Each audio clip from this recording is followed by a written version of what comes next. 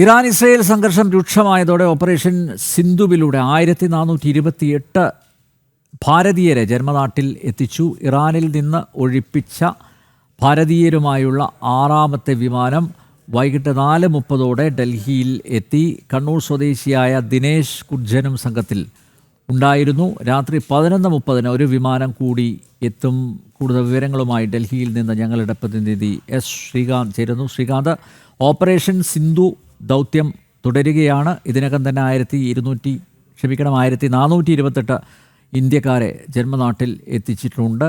കൂടുതൽ ആളുകളെ എത്തിക്കുമോ ഇനിയുള്ള ദിവസങ്ങളിൽ? വിശദാംശങ്ങൾ ശ്രീകാന്ത്.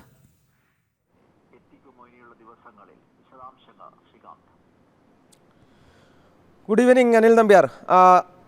വടക്കൻ ഇറാനിലെ മഷ്ഹാദിൽ നിന്നാണ് നിലവിൽ ഈ 1428 ഇന്ത്യക്കാരെ ഇതുവരെ ഇന്ത്യയിലേക്ക് തിരികെ കൊണ്ടുവന്നത്. ഇന്ന് 4:30 311 പേരടങ്ങുന്ന സംഘം ദില്ലിയിൽ മടങ്ങിയെത്തി. ഇതിൽ മലയാളിയായ ഒരാൾ കൂടി ഉണ്ടായിരുന്നു എന്നുള്ളതാണ് ഏറ്റവും പ്രധാനപ്പെട്ട കാര്യം. ഈ കഴിഞ്ഞ ദിവസങ്ങളിലൊക്കെ തന്നെ ഇറാനിൽ നിന്നും ഇന്ത്യയിലേക്ക് മടക്കിക്കൊണ്ടുവന്നവർ ഭൂരിഭാഗവും കശ്മീർ സ്വദേശികളായിരുന്നു.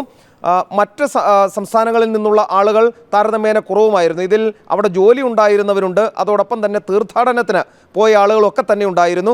ഇന്ന് വന്നത് 4:30 വിമാനത്തിൽ എത്തിയത്, പ്രത്യേക വിമാനത്തിൽ എത്തിയത് 311 പേരാണ്. 11:30 ഇനി ഒരു വിമാനം കൂടി വരാനുണ്ട്. അതാണ് ഇന്ന് വരാനുള്ള ഏറ്റവും ഒടുവിലത്തെ വിമാനം. കണ്ണൂർ സ്വദേശിയായ ദിനേശ് കുർജനും ഈ സംഘത്തിൽ ഉണ്ടായിരുന്നു എന്നുള്ളതാണ് പ്രധാനപ്പെട്ട ഒരു കാര്യം. ഒരു മലയാളി കൂടി ഇന്നത്തെ ഈ വിമാനത്തിൽ എത്തിയിട്ടുണ്ട്. മറ്റൊന്ന്, 1428 ഇന്ത്യക്കാരെ ഇതുവരെ ഇന്ത്യയിലേക്ക് എത്തിക്കാൻ കേന്ദ്ര സർക്കാരിന് സാധിച്ചു എന്നുള്ളതാണ് ഈ ദൗത്യത്തിൻ്റെ ഏറ്റവും പ്രധാനപ്പെട്ട വിജയം എന്ന് പറയുന്നത്. ഇറാൻ ഒരൊറ്റ രാജ്യത്തിന് മാത്രമാണ് അവരുടെ വ്യോമപാത തുറന്നുകൊടുത്തത്.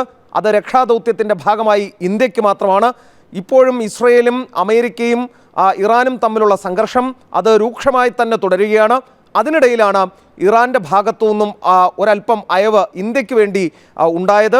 അങ്ങനെയാണ് വടക്കൻ ഇറാനിലെ മഷ്ഹാദിലേക്ക് ഇന്ത്യക്കാരെ മാറ്റുകയും അവിടെ നിന്നും ഒഴിപ്പിക്കൽ തുടരുകയും ചെയ്യുന്നത്. അപ്പോഴും അനിൽ നമ്പർ ഒരു പ്രശ്നമുള്ളത്, ഈ സംഘർഷം രൂക്ഷമായി കഴിഞ്ഞാൽ ഈ മഷ്ഹാദിൽ നിന്നുള്ള ഒഴിപ്പിക്കലിന് ചില ബുദ്ധിമുട്ടുകൾ ഉണ്ടാകാൻ സാധ്യതയുണ്ട്. അങ്ങനെയെങ്കിൽ അസർബൈജാൻ വഴി ഇന്ത്യയിലേക്ക് ആളുകളെ കൊണ്ടുവരാൻ, പൗരന്മാരെ എത്തിക്കാൻ ഇപ്പോൾ വിദേശകാര്യ മന്ത്രാലയം ശ്രമം തുടങ്ങിയിട്ടുണ്ട്. അതായത് ഒരു ഇന്ത്യക്കാരനും ഇറാനിലോ അല്ലെങ്കിൽ ഇനി ഇസ്രയേലിലും സമാനമായ ദൗത്യം ആരംഭിച്ചു എന്നുള്ളതാണ് നമുക്കറിയാൻ കഴിയുന്ന വിവരം. അവിടെയുള്ള ഇന്ത്യക്കാരോട് രജിസ്റ്റർ ചെയ്യാൻ പറഞ്ഞിട്ടുണ്ട് എംബസിയിലെത്തി. അതായത് ഒരു ഇന്ത്യക്കാരൻ പോലും സംഘർഷബാധിത പ്രദേശത്ത് ഉണ്ടാകില്ല, അവർക്ക് എന്തെങ്കിലും തരത്തിലുള്ള ആപത്തുണ്ടാകില്ല എന്നുറപ്പിക്കുകയാണ് കേന്ദ്ര സർക്കാരും വിദേശകാര്യ മന്ത്രാലയവും.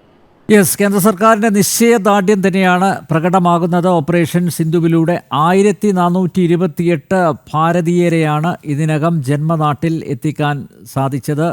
ഇറാനിൽ നിന്നൊഴിപ്പിച്ച ഇന്ത്യക്കാരുമായിട്ടുള്ള 6ാമത്തെ വിമാനം വൈകുന്നേരം 4:30 ഡൽഹിയിലെത്തി. ശ്രീകാന്ത് ചൂണ്ടിക്കാണിച്ചതുപോലെ ഒരു മലയാളി കൂടി ആ വിമാനത്തിൽ ഉണ്ടായിരുന്നു, കണ്ണൂർ സ്വദേശിയായ ദിനേശ് കുർജൻ.